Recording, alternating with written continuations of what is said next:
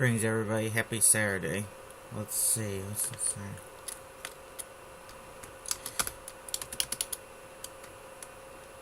Man, a young officer, garb, young officer, on the spoke too, was named Zunan. Zunla. He had been a lieutenant in the regular army and was drummed out because of some political scandal. He was garbed in the traditional officer's uniform of the last big war. Although it was quite different from the modern officer uniforms in the army, which most, including those loyal to the Republic, felt was too zen in style.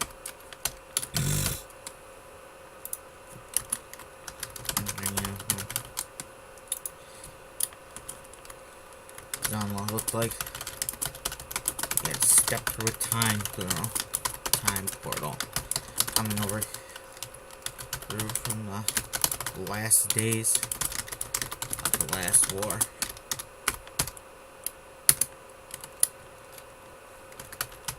Wagner looked like he was from the last war, but he didn't think like it. Like it was. He knew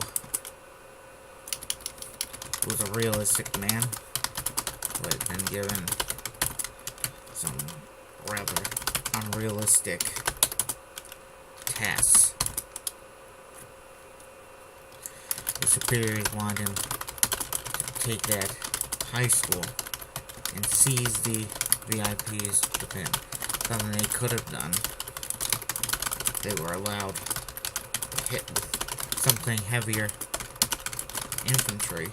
They had mortars and a lot of rocket launchers, which could have ripped through the defenders easily. But the VIP might be killed.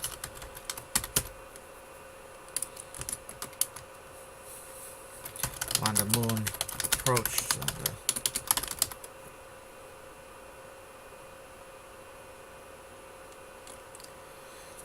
Zunla with a plan, but to him, the plan seemed like another dead end. What are we to do? Zunla muttered. The plan. Your plan is like something I would come up with. It would probably kill that VIP.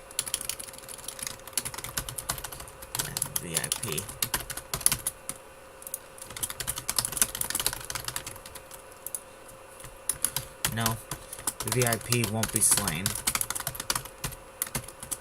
Moon reassured. The bomb will only take out the front of the building, allowing us to swiftly move in and claim it. I will go around the back and infiltrate straight and position myself to infiltrate straight after the bomb goes off.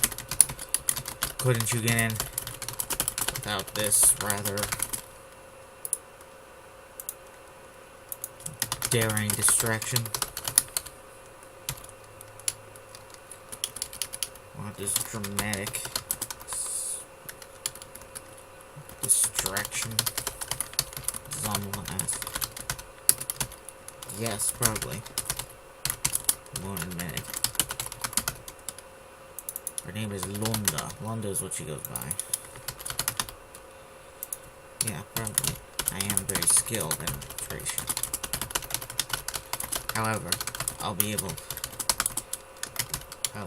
you'll be able to get a foothold at the same time as me. Well, should we go to our superior, Kev? Someone asked. Kev has given me permission to do whatever it takes to find out the location, the nature of the VIP, and capture him.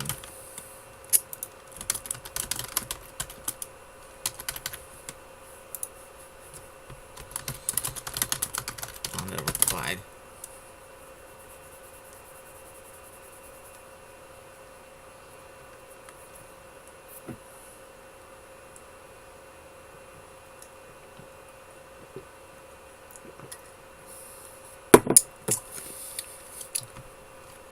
Let's see, Wanda.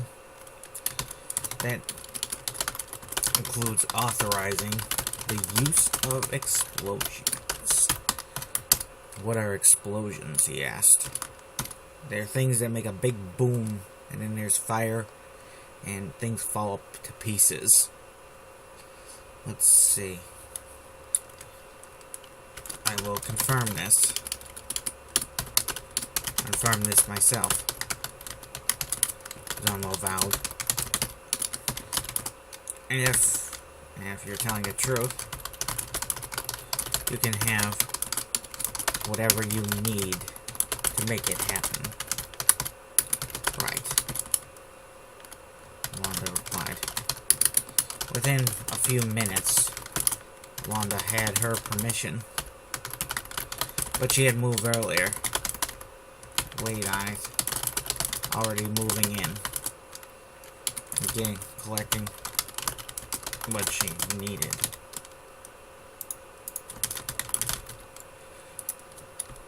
She got a uniform, intact uniform of a dead National Guardsman who was killed earlier while his comrades, National Guardsmen, who tried to escape after he was captured with 6 other men, all of whom are currently alive and serving as hostages. The guardsmen did die without much bloodiness, and as jumping out a window, cracking his head on the ground. There was nothing suspicious about the minimal amount of blood on his uniform, about the shoulder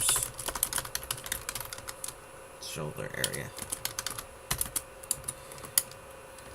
The uniform was item number 1. Item number 2 was a suicide vest. The number had been prepared for the end of the operations in Libertyburg. Instead of being captured, the men were just going to go out into the streets and blow up enemy soldiers, squads. Civilians were not to be targeted in these attacks unless they were high-ranked government officials.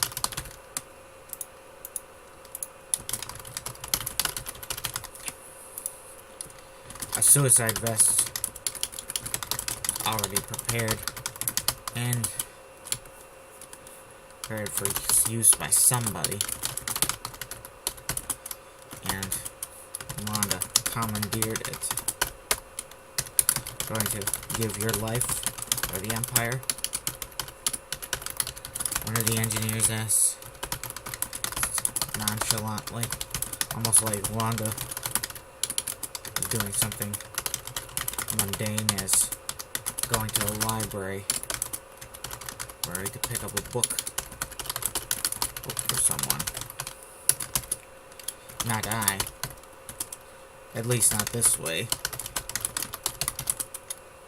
Not I. Why am I getting infected with Shakespeare lately? Not I, says I. I mean, I did just watch some Shakespeare earlier today, and maybe that's where it's coming from. He really is as good as people say he is. Let's see. Shakespeare is not overrated. Let's see. Wanda debated asking the engineer to take out a few of the pack's explosive to lessen the bomb's power. He supposed it was more like a bunch of bombs.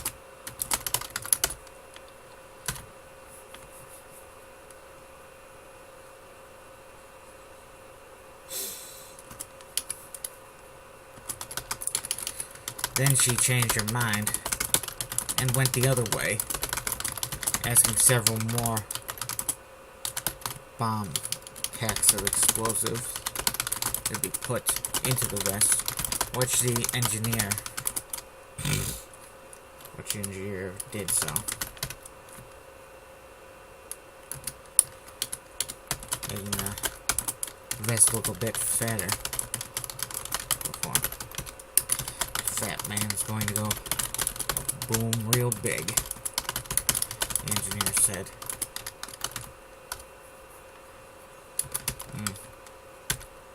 Fine work. The man who wears it will be proud. Wear it, Wanda replied. The last item of importance was the most important by far. The person to wear the bomb. Most of the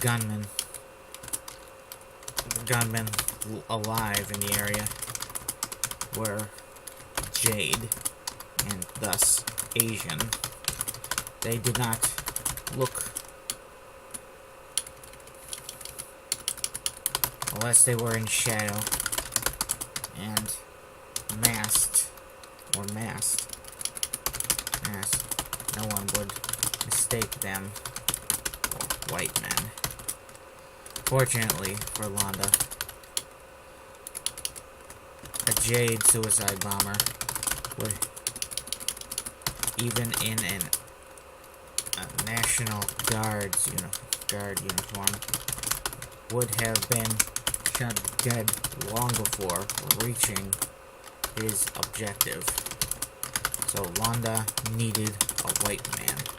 Fortunately, there were white men present, though they were mercenaries in nature, not die-hard loyalists to the Empire. They were not men who would sacrifice themselves without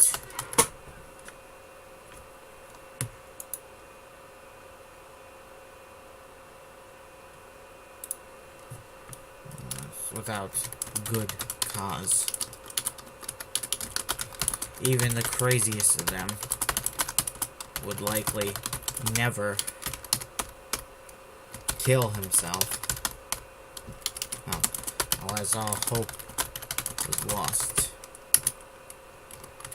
Wanda found a Belkin mark, who she thought looked suitably Zetan, with his unkempt brown hair, 5 o'clock shadow, kind of friendly blue eyes.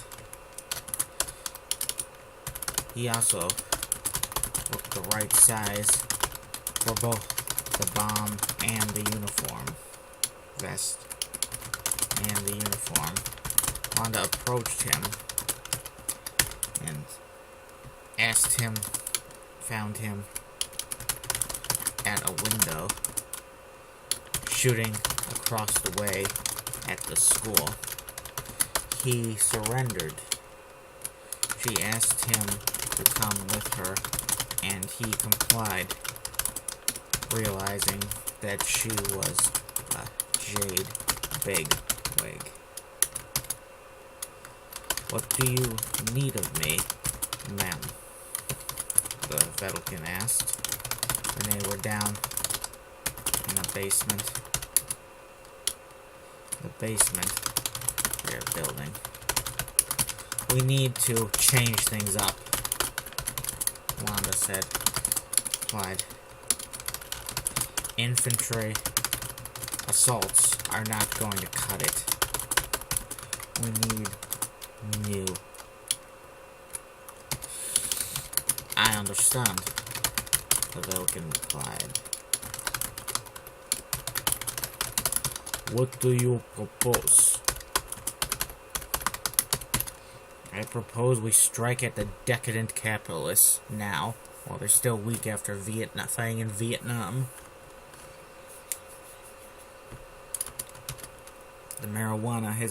The excessive marijuana use has made them useless as soldiers.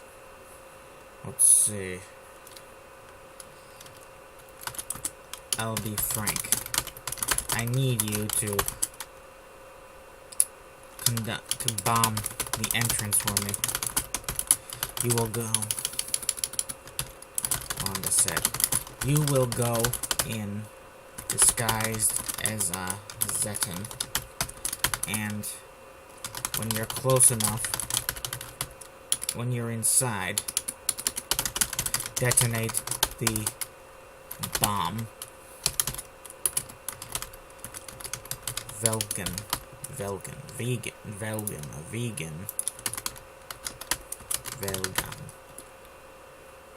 The Velgan looked quite surprised by this, as Wanda expected. She didn't. The Velgans were no strangers to sacrifice and suffering. During the war, during the last war, countless men had posthumously won medals, been awarded medals for doing things like blowing themselves up, charging a bunker, like suicide bombing bunkers,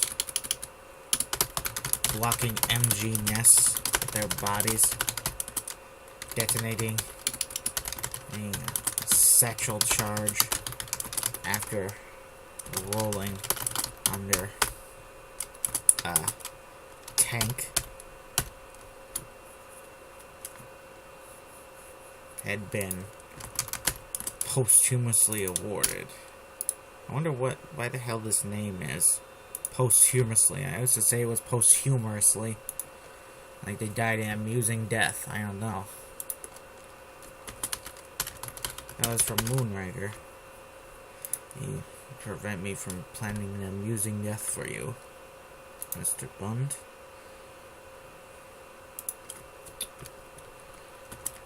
That had been a matter of national survival in 2 world wars. It was a bit different now. Velgans were mercs and a lot more interested in preserving their own lives. Their effectiveness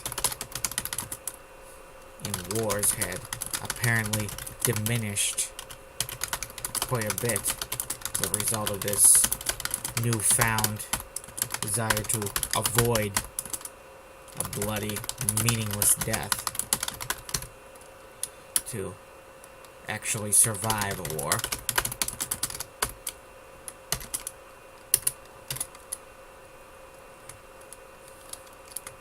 The situation. You have no choice in the matter, Wanda told the Velkin, which might have been the wrong way to go about it. If you do not do it now, I will have you executed right here. Let's see. The Falcon, like, clearly trying to... It was clear that he was contemplating options. Perhaps thinking of killing Wanda Moon and fleeing. Don't even think about it. Wanda smiled. I could kill you in the time it would take you to raise that rifle. Your death can have some meaning thanks to me. You jaders. Why don't you do it? The Falcon barked. Okay, 21 minutes in. Sayonara, folks.